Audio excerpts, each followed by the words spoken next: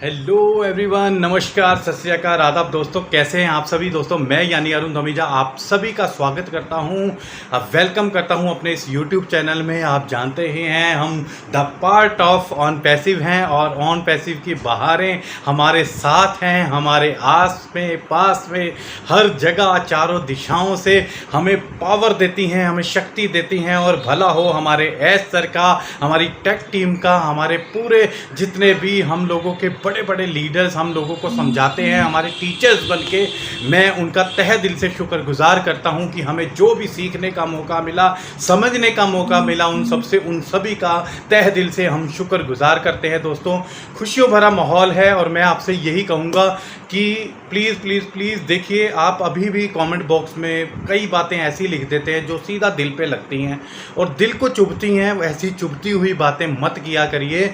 आप देखिए, इतना खुद से मत मांगिए, आप सिर्फ ईश्वर पर भरोसा रखिए, अपने रब पर भरोसा रखिए कि एस सर के जल्दी जल्दी सभी काम पूरे हों, ताकि उनके काम पूरे होंगे तो हमारे काम पूरे होंगे दोस्तों।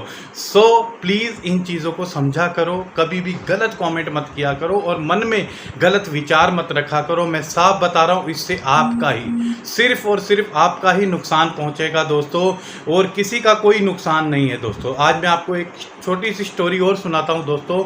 एक साधु बाबा थे जो प्रवचन करते थे और वो दर बदर भटक के प्रवचन करते थे। उनके पास अपना कोई आश्रम नहीं था, अपनी कोई ऐसी जगह नहीं थी जहाँ पे वो बैठ के प्रवचन कर सके, क्योंकि वो गली कूचे कहीं भी बैठकर प्रवचन करते थे और लोग उनके प्रवचनों को सुनते थे, उनको मानते थे दोस्तों।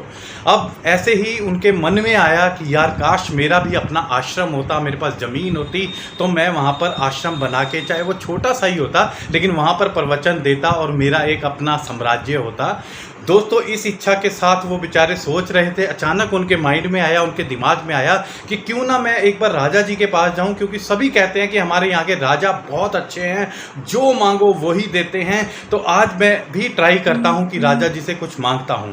दोस्तों, वो राजा जी की जब सभा लगी, वहाँ पर गए, राजा जी से कहने लगे।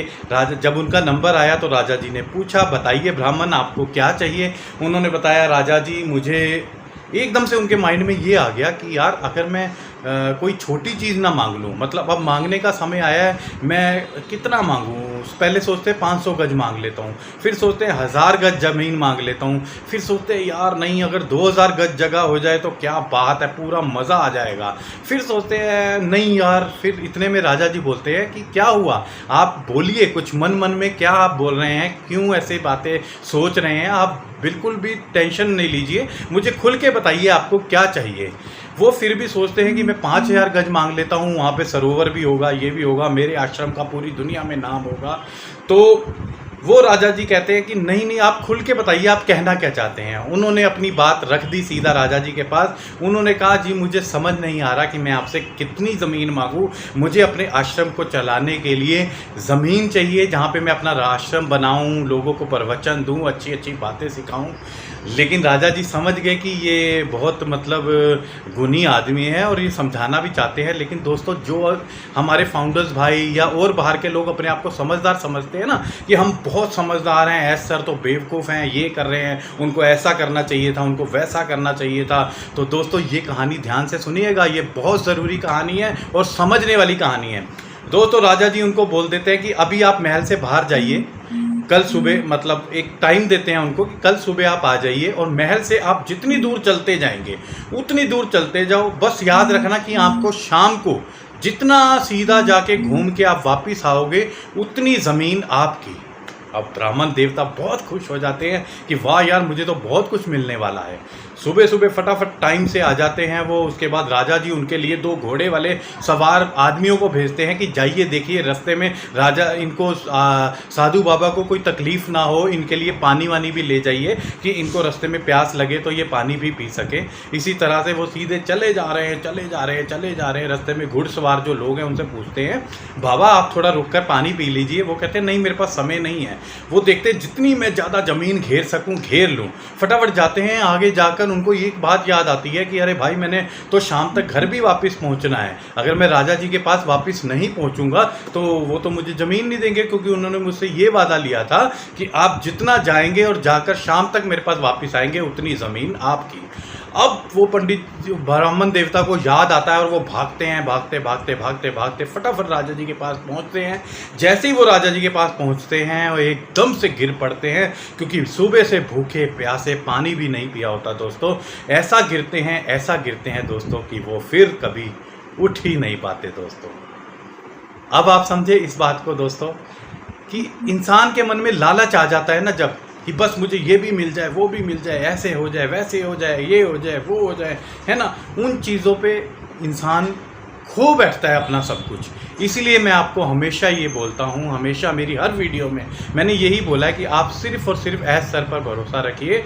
आपको कितना मिलेगा ये आपको खुद समझ नहीं आएगी, लेकिन सिर्फ आप ऐश सर पे भरोसा रखिए, अपने भगवान का, अपने ईश्वर का, अपने गुरु जी का नाम लेकर उन पे भरोसा रखेंगे तो देखना फटाफट से ये सारे जितने भी ग्लिचेस हैं ये ख़त्म होंगे और हमारे भाग्य खुल जाएंगे।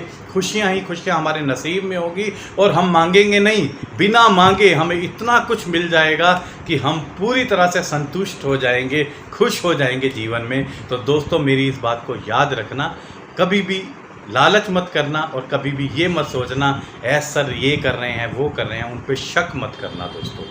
ये बहुत बड़ी बात मैं आपसे कह रहा हूँ, ये आपके जीवन के लिए, इसको गांठ बांध लीजिए, विश्वास करिए, अपने रब का नाम लेकर, उनका आशीर्वाद लेकर ऐसा सर पर पूरी तरह से भरोसा कर लीजिए, उन पे अपने डोर छोड़ दीजिए। देखना क्या क्या आपकी ज़िंदगी में चमत्कार होने वाले हैं। बस अब टाइम आपके सामने आने वाला है। So thank you so much. फिर मुलाकात होगी आपसे नेक्स्ट वीडियो में, तब तक के लिए बाय बाय।